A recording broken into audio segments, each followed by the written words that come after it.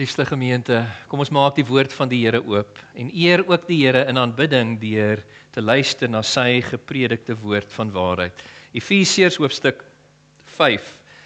En ek gaan vir ons voorlees vanmôre weer eens vanaf vers 22 tot 33. Efesiërs 5 en ek lees vanaf vers 22 tot 33. Ons gaan aan in ons studie deur hierdie kosbare boek vandag.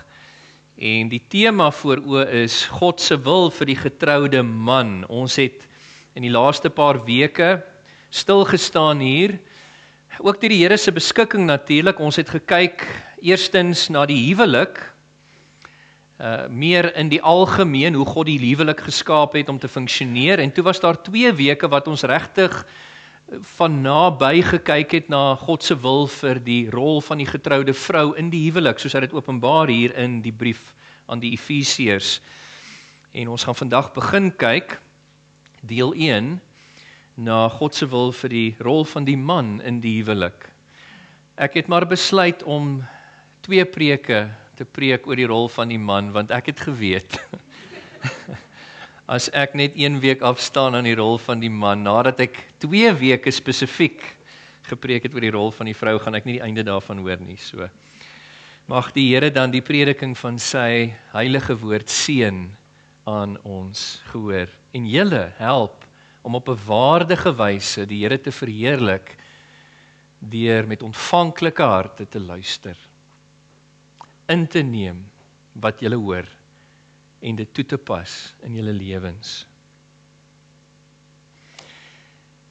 Gemeente, net so 'n bietjie konteks om op te vang. In die eerste helfte van hierdie brief, Efesiërs hoofstukke 1 tot 3, wat die meer teoretiese deel van die brief is, het Paulus bespreek God se verlossende genade aan die gelowige in Jesus Christus. Hy het vir ons benadruk die betrokkenheid van al 3 persone van die goddelike drie-eenheid by ons verlossing.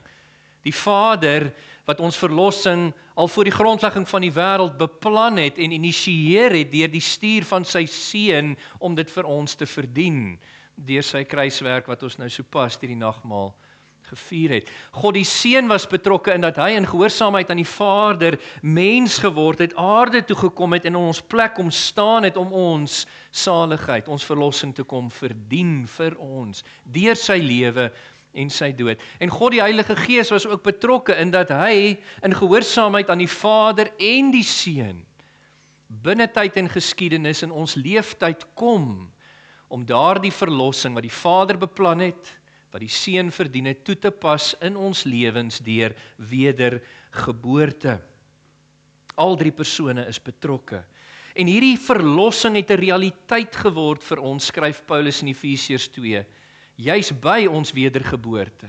Want ons was dood deur die misdade en sonde, skryf hy, maar God, wat ryk is in barmhartigheid, hy het, selfs terwyl ons dood was in die misdade en sondes, op grond van sy groot liefde, waarmee ons lief gehad het, het hy ons lewend gemaak saam met Christus, uit genade is julle gered.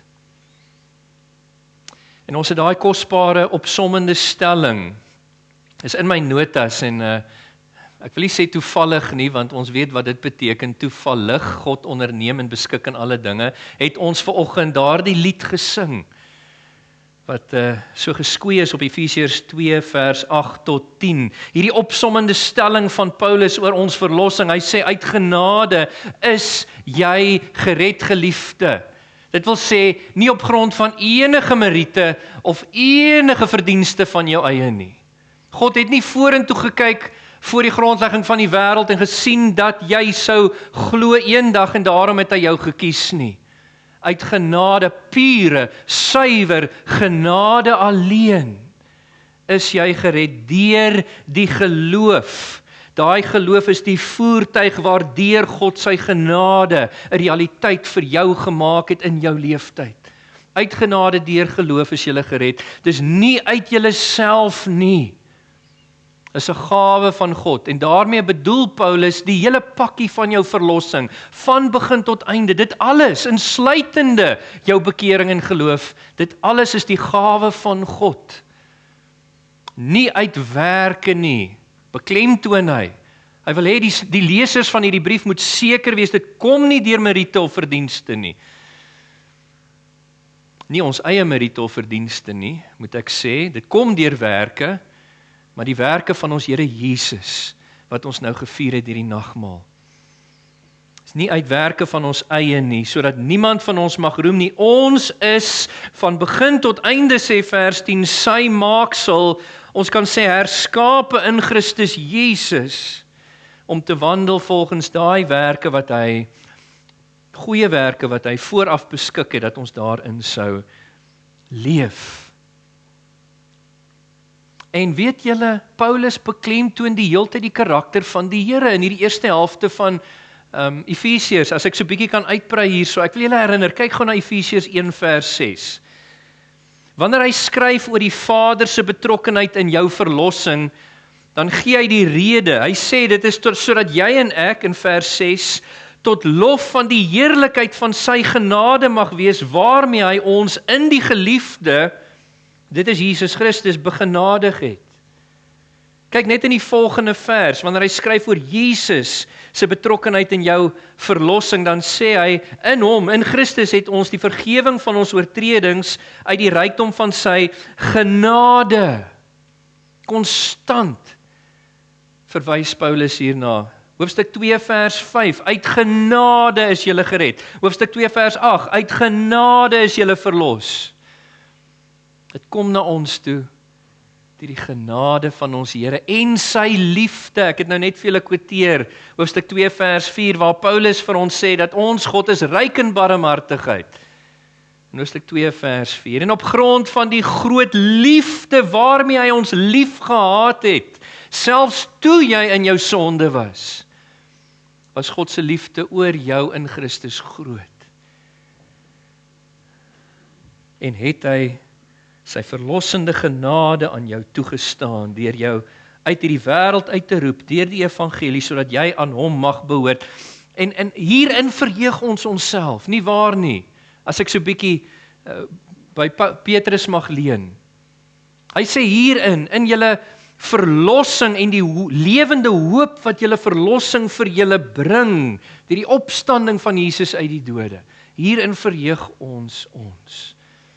Want ons word te neergedruk in hierdie wêreld deur soveel verskillende teëspoede van dag tot dag, en ek wil julle herinner dat julle het vasheid en sekerheid in die evangelie van Jesus Christus, in jou verlossing en in die hoop wat die Here jou bied deur jou verlossing. Hou vas daaraan, onwrikbaar, en mag dit jou opbeer in al die uitdagings wat jy tans trotseer. Dit is geen wonder nie dat, kyk gaan na Efesiërs 3, vers 20 en 21, aan die einde van hierdie eerste helfte van die brief, wanneer Paulus die bespreking van ons verlossing in Christus afeindig, dan bars hy uit in lofprysing. Mag hierdie opgewondenheid en blydskap en dankbaarheid ook in ons harte heers, en mag dit ons ook dring tot aanbidding, want hy sê aan hom wat deur sy krag wat in ons werk, die mag het om oneindig meer te doen as alles wat ons bid of dink. Aan hom kom toe die heerlikheid in die kerk en in Christus Jesus deur alle geslagte heen vir ewig en ewig. Amen. Is jy opgewonde oor jou verlossing? Is dit die hoop waaraan jy daagliks vashou? Dit is die eerste helfte van die brief. En in die tweede helfte van die brief, Efesiërs hoofstukke 4 tot 6, wat die meer praktiese deel van die brief is, dan bespreek Paulus God se heiligmaking van die gelowige in Christus. Hy het eers bespreek ons verlossing en nou ons heiligmaking, en ons was onlangs gekonfronteer met 2 vrae. Die eerste vraag is, hoe help God deur sy gees die verloste dan nou om te leef in hierdie wêreld? En ons het gesien in hoofstuk 5 vers 6 tot 21, hy help hom om te leef as 'n kind van die lig. Kyk gou na vers 8 van hoofstuk 5. Paulus sê, want vroeër was julle wel duisternis, Efesiërs 5 vers 8, maar nou in die Here Jesus, as verlostes is julle lig. Leef dan as kinders van die lig. Dit is die eerste vraag, hoe moet die verloste leef in die wêreld? Nou, 'n tweede vraag waarmee ons gekonfronteer word, is hoe help die Heilige Gees die verloste om te leef in die huis? Belangrik. Ek meen, ons lewe was getransformeer deur ons wedergeboorte en dit het 'n impak nie net in terme van hoe ons leef in die wêreld nie, maar ook in ons eie huise. En Paulus gee antwoord hier in terme van 3 verhoudings, soos ek vir julle uitgewys het. Eerste hanteer hy die huweliksverhouding tussen man en vrou. Daarna die ouer-kind verhouding in hoofstuk 6 vers 1 tot 4 en daarna die eienaar-slaaf verhouding wat in die eerste eeu bestaan het en wat ons interpreteer in terme van die werkgewer-werknemer verhouding in hoofstuk 6 vers 5 tot 9. Maar ons is nou nog besig met daai eerste verhouding wat hy aanspreek in Efesiërs 5 vers 22 tot 23, die huweliksverhouding. En aangesien ons klaar gekyk het na die rol van die vrou, vanoggend soos ek julle gesê het, kyk ons na God se wil vir die getroude man deel 1. Manne, dames, sodat niemand van ons in hierdie gemeente nie, maar veral nie die mans nie, dat ons nie onverstandig sal leef in ons huise nie. Kyk, dis wat Paulus mos gesê het in Efesiërs 5 vers 15 en 17. Hy wil nie ons moet as onverstandiges leef nie, maar vers 17 van hoofstuk 5, ons moet verstaan wat die wil van die Here is. En mans, dat julle sal verstaan wat die wil van die Here is in die praktyk, in terme van jou rol in die huwelik, hoe om saam te leef met begrip en respek en liefde en opoffering vir jou God gegewe vrou. En dit terwille van die eer van die Here en jou beswil. Ek wil wel sê, aan diegene wat nie getroud is nie, en die van julle wat nie getroude mans is nie, moenie afskakel nie. Ek het dieselfde gesê toe ek die gedeelte oor die vroue hanteer het, want dit is immers die waarheid van die Here. God begeer dat almal van ons kennis sal dra omtrent sy waarheid, sodat ons vir die getroude mans in ons midde aanspreeklik mag hou, sodat ons hulle mag ondersteun deur ons gebede, sodat ons hulle mag ondersteun deur ons bemoediging.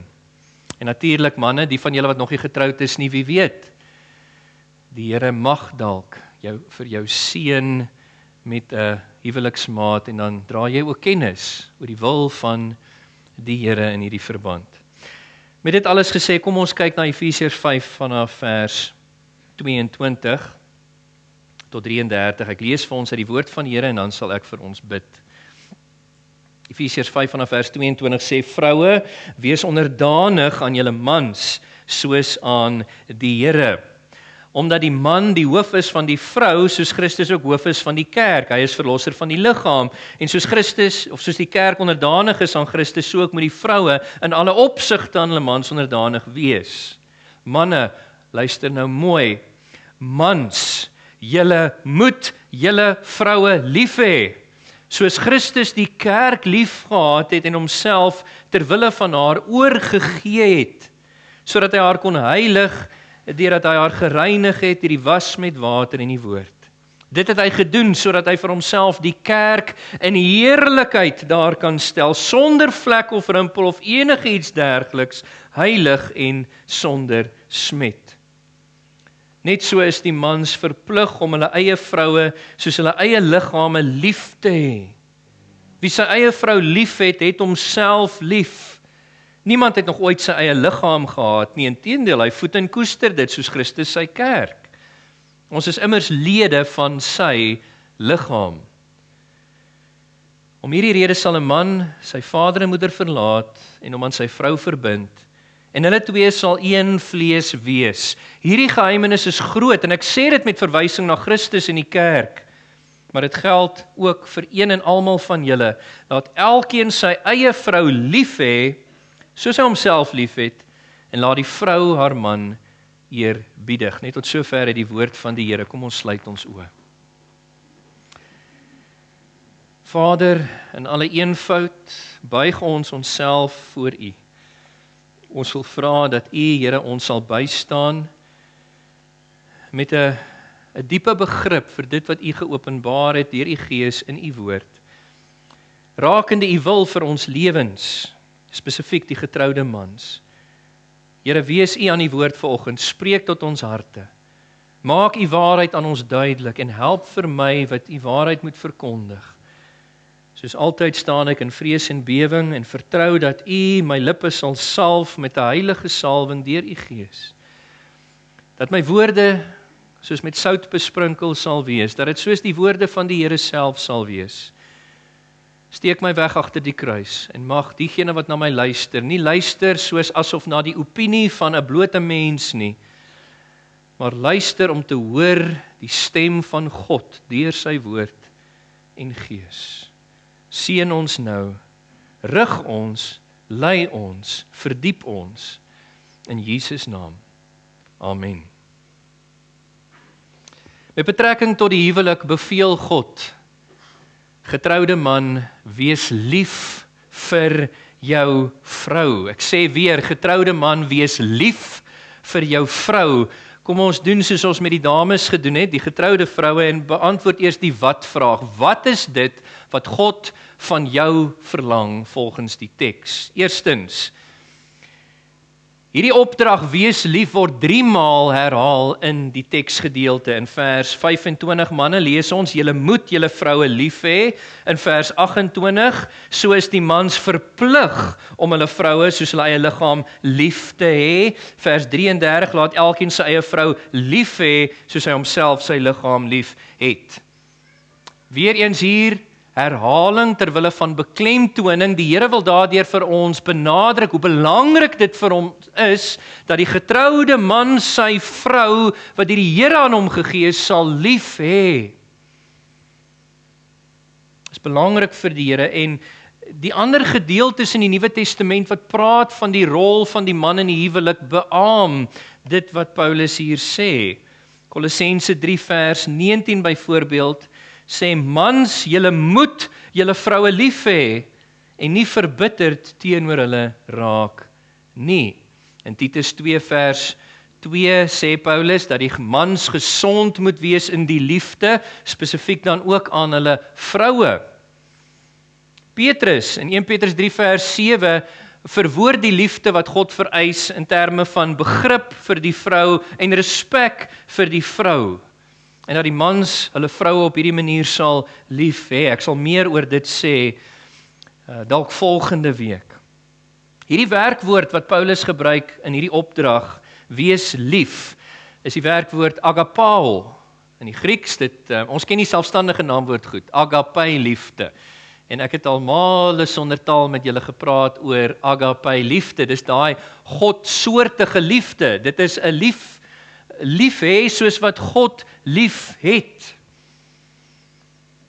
Die leksikale definisie van hierdie Griekse woord is om in terme van jou gesindheid 'n hoë waardering en agting vir jou vrou te hê. Dit is wat hierdie agapao beteken. Manne, het julle nog 'n waardering en 'n agting vir julle vrouens?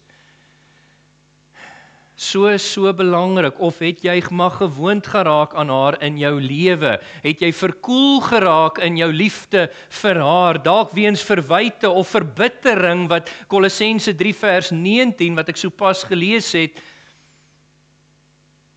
teenpraat? Het jy nog 'n hoë waardering en 'n agting vir haar? As jy verbitterd geraak het, kyk maar net so 'n bietjie terug in die vorige hoofstuk in Efesiërs 4 vers 31. Laat vaar alle bitterheid. Manne, nie omdat jou vrou dit noodwendig verdien nie, maar ter wille van die eer van die Here. Lê af alle bitterheid en wakker aan weer daai waardering, daai agting wat jy aanvanklik vir jou vrou gehad het.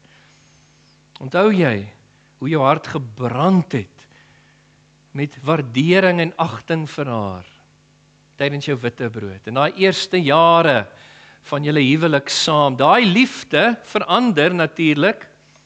Ek moet nou versigtig wees want hierdie is nie in my notas nie, maar daai aanvanklike gevoel van infatuasie, verliefdheid. Dis goed en mooi. Ons moet die skoenlappertjies in die maag voel. En prys die Here. Geseënd is jy as jy dit steeds vir jou vrou voel. Maar dit verander tot 'n mate, daai liefde verdiep, dit raak iets baie meer heg, iets met meer substans. En dit is die grondslag, die vrugbare grond vir die waardering en die agting wat jy en ek vir ons vroue moet hê, as diegene wat hulle liefhet. In terme van jou gedrag is die leksikale definisie van hierdie woord agapao, nie net dat ons in gesindheid 'n waardering en agting vir hulle sal hê nie, manne, maar dat ons met selfloosheid en selfopoffering sal optree, letterlik jouself prys gee ter wille van haar behoeftes, haar belange, haar welstand, dat jy sal uitfokus uit jouself uit en van jouself sal gee ter wille van haar beswil.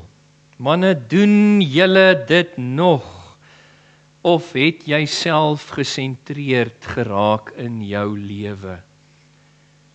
As jy so objektief as wat jy kan wees, bietjie terugstaan en kyk na jou lewe, na die gebruik van jou energie, jou tyd, jou geld en so meer, wat wys dit oor jou gedrag?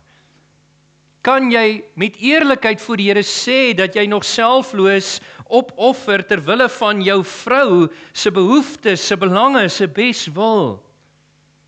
Of het dit vir jou 'n las geword? Dit wat jy kan doen ter wille van jou vrou se behoeftes, haar belange, haar beswil, het dit vir jou 'n plig geword. Dan wil ek ook vir julle sê, lê dit af, manne. In die lig van Filippense 2 vers 3 tot 4, 'n Christen behoort niks uit selfsug, selffokus, selfgesentreerdheid of ydelle eer te doen nie, sê die apostel. Maar in nederigheid moet hy homself neerlê, hy moet sy vrou se belange ook bo sy eie plaas om haar te dien in die praktyk. Selfloos, selfopofferend. En stel jou in hiervoor, om jou vrou weer eens opnuut te waardeer, haar te ag. Ek sal nou 'n bietjie meer prakties raak, maar ook in die praktyk dan op te offer vir haar welstand. Paulus gee vir ons hierso in die teks 'n voorbeeld van hoe dit lyk. Kyk gaan na vers 25. Mans, julle moet julle vroue lief hê. Hoe? Hy sê soos, en hier is die analogie, hier is die illustrasie, hier is die voorbeeld, soos ook Christus die kerk lief gehad het. Daar's die maatstaf. En homself ter wille van haar oorgegee, opgeoffer, prysgegee het. So belangrik. Ek meen, dit wat Christus gedoen het ter wille van jou en my verlossing as sy bruid, sy kerk, was absoluut selfloos. Hy wat gelykheid met die Vader gehad het van ewigheid af, as die tweede persoon in die goddelike drie-eenheid, een met die Vader in wese en bestaan, hy het daai eenheid met die Vader nie geag as iets om aan vas te klem nie. Uit liefde, die groot liefde waarvan Efesiërs 2 vers 4 gepraat het hy homself ontledig van die beoefening van sy goddelike prerogatiewe. Hy het dit op sy geskuif vir 'n wyle. Hy het homself verneder deur 'n mens te word, een soos ons, om in ons plek te kom staan, en as 'n mens op aarde het homself verder verneder tot die dood van die kruis. Wat is 'n groter opoffering? Wat is meer selfloos as dit? Om jou lewe te gee vir die behoefte, vir die belange, vir die beswil van 'n ander. Christus het gekom en deur sy dood het hy ons sondenood kom aanspreek. Ag, en die Bybel is so vol daarvan, dit word konstant weergalm, hierdie refrein. Romeine 3 vers 16, want so lief het God die wêreld gehad, dat hy sy eniggebore seun gegee het, sodat elkeen wat in hom glo nie verlore sal gaan nie, maar die ewige lewe kan hê. Romeine 5 vers 8, God bewys sy liefde tot ons daarin dat Christus vir ons gesterf het, toe ons nog sondaars was. 1 Johannes 4 vers 9 en 10, die liefde is hierin, nie dat ons God eerste lief gehad het nie, immers ons het nie, ons was hom vyandig gesind in ons sondige rebellie. Hy het ons eerste lief gehad en sy seun gegee. as 'n plaasvervangende soenoffer vir ons sondes. Hierdie is die maatstaf, hierdie is die voorbeeld van die liefde wat Paulus die mans toe oproep hier. Goed, kom ons raak bietjie prakties en dan gaan ons nog meer prakties raak. In terme van aard. Kom ons kyk na wat Paulus vir ons skryf, deur die inspirasie van die Gees en wat God deur die pen van Paulus openbaar oor die aard van hierdie liefde. Soos vir die vrou, manne, hierdie liefde is spesifiek. 3 maal weer eens herhaal hy hier in vers 25, vers 28, vers 33 dat hierdie liefde is vir jou eie vrou. Kyk, alhoewel ons as mans en vroue alle mense moet lief hê, Johannes 13 vers 34, dis die nuwe gebod wat Christus ons gegee het, dat ons mekaar moet lief hê soos hy ons lief gehad het. Ons moet almal lief hê. Mans, jy moet almal lief hê. Jou susters in die geloof moet jy lief hê. Met wysheid. Maar jy is nie hierdie tipe liefde aan alle vroue verskuldig soos wat jy dit aan jou eie Godgegewe eggenoot verskuldig is nie. Jy's ook nie beskikbaar om alle vroue op hierdie selfde manier lief te hê nie. Ek hoop julle hoor my reg en verstaan die balans wat ek probeer oordra. Jou liefde vir jou vrou is iets uniek. Sy moet weet, ek besit die hart van my man. Hy het oë vir my alleen. Hy het 'n hart vir my alleen. Is spesifiek vir julle vroue. Dan ook, dit is ononderhandelbaar. Die werkwoord agapao hier, wees lief, is in die imperatiewe vorm in die Griekse taal. Met ander woorde, dit is 'n opdrag. Dit is nie oop vir persoonlike oorweging nie, manne, dit is nie vir ons om nou te sit en wik en weeg. Gaan ek nie, in watter areas gaan ek nie. Hierdie is 'n opdrag vanaf die Here waarvoor ons die knie moet buig in Christus Jesus deur die instaatstelling van die Heilige Gees. Ook hierdie liefde is konstant.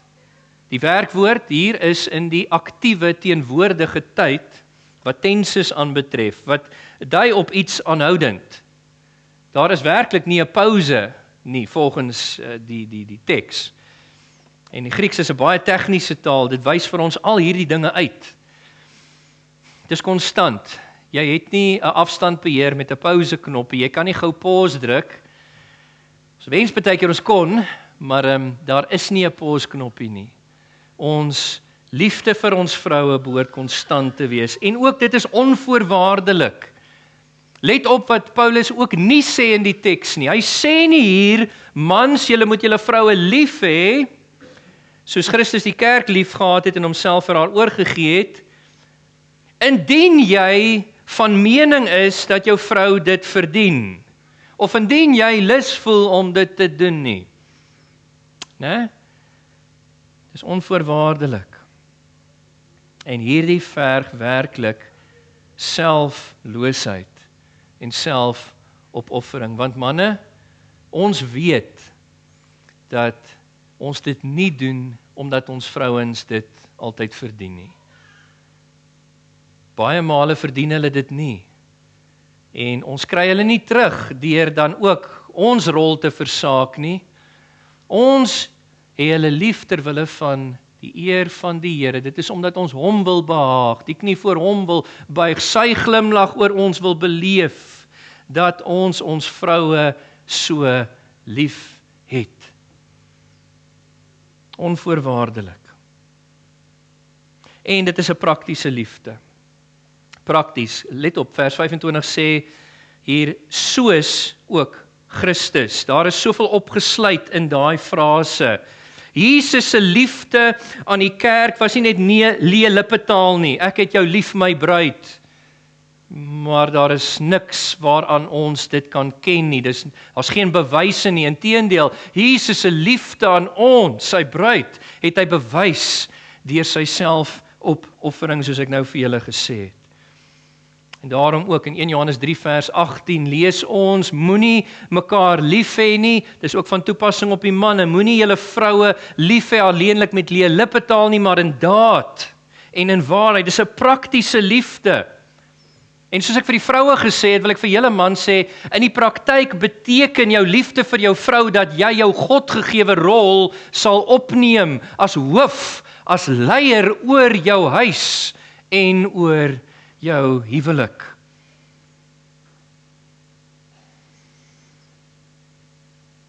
Neem jou vrou aan jou sy opnuut. As jou Godgegewe spanmaat, as jou gelyke in die Here, as jou primêre raadgewer, as jou bemoediger, as jou klankbord, as jou vernoot, as jou vertroueling met wie jy alles kan deel. Mag ek dalk ook julle herinner aan daai baie mooi beeld uit die skepping verhaal van hoe God Eva geskep het uit die sy van die man, en God het Eva na Adam toe gebring om aan sy sy te wees, onder sy hoofskap as sy komplementerende helper. Neem haar daar aan jou sy, betrek haar by jou lewe en jou lewensroeping as jou helper. Jy sal dwaas wees om dit nie te doen nie. Trek haar in, deel jou lewe met haar en laat haar deel in jou lewe. Ons as mans is nie altyd so oop nie. Maak jou hart vir haar oop, nooi haar in tot in die diepste, privaatste dele van jou lewe. Tot op daai plek wat geen ander mens met jou deel nie. Ja, lief in die praktyk. In terme van aard, soos ek gesê het, dis 'n spesifieke liefde, 'n ononderhandelbare liefde, dis 'n konstante liefde, 'n onvoorwaardelike liefde en 'n praktiese liefde. Ek gaan nie deur alles kom wat ek eers vandag wou sê nie. Ek gaan nie 3 weke besig wees nie, mans.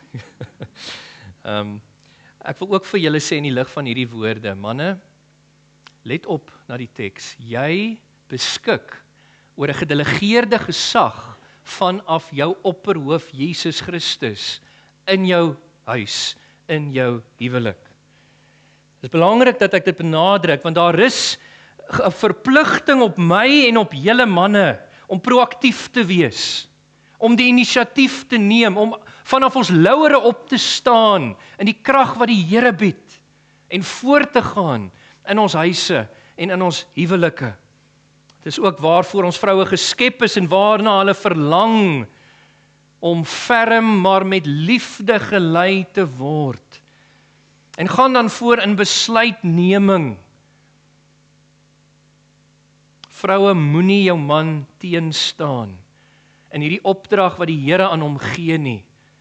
Om hom teen te staan is gelykstaande om jou hoof, die Here Jesus, jou opperhoof teen te staan, want dit is hy wat aan jou man hierdie gedelegeerde gesag verleen.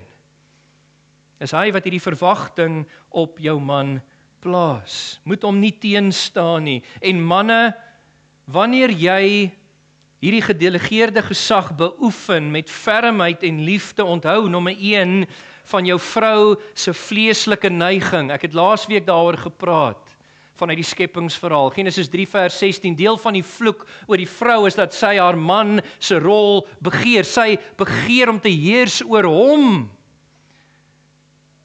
Onthou dit. Moet dit nie toelaat nie. Want die Here se orde bepaal dat God is die hoof oor Christus, Christus die hoof oor die man die hoof oor die vrou. En dat jy ferm, maar met liefde, jou rol sal opneem. Maar, aan die ander kant wil ek ook sê, moenie oor haar loop of haar sy stap in hoe jy jou rol opneem nie. Sy is immers jou Godgegewe komplementerende helper. Dit beteken ken haar in besluitneming, deel alles met haar, praat met haar, kommunikeer met haar, kry haar insigte, want as jou helper bied sy 'n ander insig en perspektief op elke gegewe situasie. Vroue dink maar net anders as mans.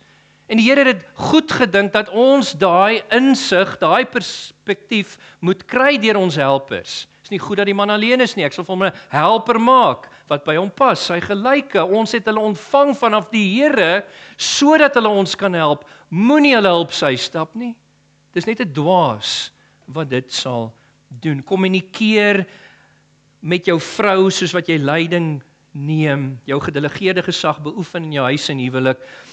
Luister dan na haar. Dit is iets wat ons in kan groei, manne. Luister werklik na wat jou vrou sê. Plaas jouself in haar skoene en moenie net luister nie, maar hoor wat sy sê. Kom agter die kap van die byl van haar bedoeling. Neem dit in ag, inkorporeer dit in besluitneming en hoe jy lei, sodat julle as 'n span saam leiding kan bied aan die huishouding en binne die huwelik. Betrek haar manne. Maar onthou, hierdie ruggraat is iets wat die Gees van God ons gee. Dis iets wat ons moet hê in die huwelik. Ons het 'n gedelegeerde gesag vanaf ons hoofde en ons is ontrou aan hom as ons nie hoofskap opneem en leiding bied binne in ons huise en huwelik nie. Dan wil ek ook sê om dit uit te balanseer, die Bybel is so 'n besonderse gebalanseerde boek. Onthou, jou gesag in jou huis en huwelik is 'n gedelegeerde gesag. Jy ook staan onder gesag, die van jou opperhoof, die Here Jesus Christus. En dit beteken, jy kan nie jou hoofskap opneem en leiding bied in die huis soos wat jou vlees dit sal wil nie. Jy ook moet jouself onderwerp aan Christus, leiding ontvang vanaf hom deur sy woord en gees vir hoe jy dan in beurt moet voorgaan in jou huis en in jou huwelik. Met betrekking tot die vraag, wat moet jy doen as hoof? Wat en hoe moet jy dit doen? Moet jy dit by die Here hoor? God is die hoof oor Christus, Christus is die hoof oor die man is die hoof oor sy vrou. Dit beteken in die praktyk onder andere manne dat julle nooit julle huise en julle vrouens sal lei op 'n manier wat hulle gewete oorskry nie. Dat julle sensitief sal wees, veral vir julle vrouens se gewete, dat julle nie van hulle sal verwag om te sondig nie. Soos die Engelsman sê, either by sins of omission of commission. Dit beteken dat jy van haar sal verwag om te doen wat die Here haar verbied om te doen, of dat jy van haar sal verwag om nie te doen nie dit wat die Here haar gebied om te doen. Ek wou uitgekom het by die besonderse versorgingsaspek. Ons sal volgende keer daarna kyk. Kom ons stop hierso. Ek wil net helaas sê, en ek sal volgende week uitbrei hier op manne. Daar's 'n rede hoekom hierdie teks val in die tweede helfte van hierdie brief. Nadat ons verlossing in Christus behandel was, want ons kan dit net doen op grond van die kruiswerk van Jesus, waardeur ons vrygemaak is van die slawerny aan Satan en sonde, en die instaatstelling van die Heilige Gees wat ons inwoon, om ons vrouens lief te hê op hierdie manier. Spesifiek, ononderhandelbaar, konstant, onvoorwaardelik en prakties. Mag die Here julle in staat stel om dit te gaan beoefen hierdie week. En as die Here vertoef om te kom, en ons is nog volgende week hier, dan sal ons weer kyk en dan regtig prakties indelf in die rol van die man in die huwelik. Amen. Kom ons sluit ons oë. Hemelse Vader, ere aan U in die hoogste hemele. U woord is so prakties, so duidelik. Ons eer U vir U reddende genade in Christus, dat U ons deur wedergeboorte in Hom, in die geliefde getransformeer het om anders te wees in die wêreld, maar ook in die huis. Help ons as manne om ons rol teenoor ons vroue in die huwelik op te neem soos U dit verwag. En volgens U voorbeeld, ons is so dankbaar, Here, U beveel nooit iets wat U nie self gemodelleer het deur U lewe en wat U ons nie ook deur U Gees in staat stel om te doen nie. Dankie daarvoor en help ons dan om in lyn met daai voorbeeld en die instaatstelling van die kruis en die Gees ons vroue te gaan lief hê, om hulle te waardeer, om hulle te ag, om selfloos onsself te gee in opoffering vir hulle behoeftes, hulle belange, hulle beswil. Dit vra ons in die naam van Jesus en mag U elkeen van ons dan ook seën in die res van hierdie week om vas te hou aan die standvastigheid van ons hoop in Jesus Christus, dat dit ons sal opbeer in al ons uitdagings in die hier en nou. Seën ons nou ook, Here, met die sing van die slotlied, die seënbede, die samesyn na die tyd. Dit vra ons in Jesus se naam.